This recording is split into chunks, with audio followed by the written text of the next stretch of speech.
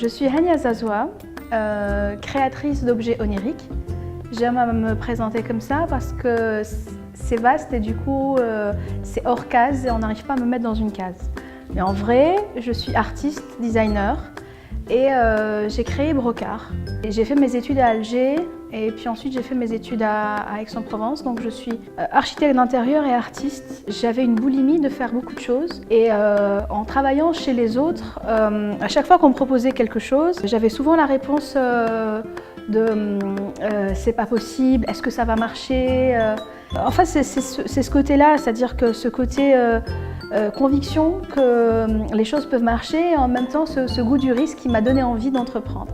Le bénéfice certain d'être entrepreneur, c'est de gagner du temps. C'est-à-dire que lorsque l'on est employé, alors ça dépend chez qui on est employé bien évidemment, mais quand on est employé, on attend toujours l'aval du patron. Si le patron n'est pas quelqu'un qui veut prendre des risques, on va aller que sur des sentiers classiques. Le fait d'être entrepreneur, oui, il y a du risque, mais en même temps, on prend les décisions plus rapidement et si le risque est mesuré, on va plus vite. C'est vrai que ça a été de l'autofinancement. Après, c'est toujours, en fait, chaque projet me permet toujours d'avoir un petit plus pour pouvoir réinjecter pour monter l'autre projet.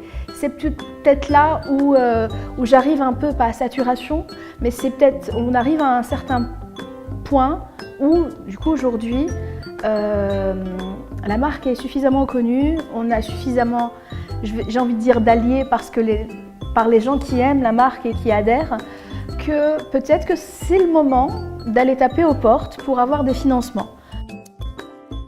Moi, souvent, je le dis souvent, mais le nombre de fois où j'ai dit à ma petite fille qui est grande maintenant, bah écoute ma chérie, il n'y aura pas de vacances parce que maman a encore fait une bêtise, elle a encore monté un projet artistique, on ne sait pas si ça va marcher, pas de vacances cette année.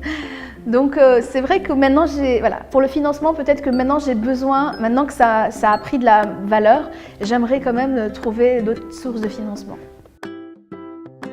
On n'entreprend pas parce qu'on est une femme ou parce qu'on est un homme, on entreprend parce qu'on a des tripes, parce qu'on a des envies, parce qu'on a des rêves. Pensez à l'avenir, pensez au futur, pensez aux nouvelles technologies, mais pensez aussi à vos grands-mères, pensez à votre patrimoine. C'est une source intarissable d'idées, d'énergie positive. Ce qui est sûr, c'est qu'être une femme n'est pas un frein. Mais n'hésitez pas à injecter dans votre projet aussi votre vision de femme. Ça peut être qu'un plus.